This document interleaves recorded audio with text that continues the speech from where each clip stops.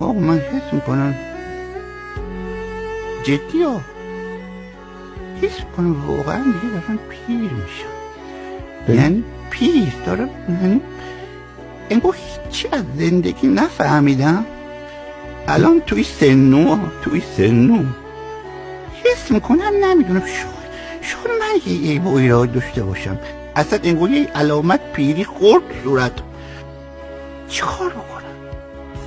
ولی جدی زندگی همین بود، همین که ده به دهش گذشت، همین که سالها رفت بدونی که بفهمیم کجا رفت، همین که هر روز یه جریانی و مصیبت، یه بامبول جدید بود، همین که پای وعده و توی صفا تبا شد، همین که تمرین ما داد چطور نوار سیاه رو بچسبونیم حاشیه قاب عکس‌ها، همین که قرار بود یه روز خوبش بیاد ولی هنوز که هنوزه نیومده، رفت که بیشترش گذشت که داره میرسه به دومش. قبول نیست این نفس کشیدن رو ننویسیم پای زندگی کردن. ما هنوز دنیا رو نگشتیم، زیر بارون نرقصیدیم، هنوز تو خیابون نزدیم زیر آباد، هنوز بی دغدغه به دل جاده نزدیم، هنوز هیچ قله‌ای رو فتح نکردیم، روبان هیچ خط پایانی رو ندریدیم.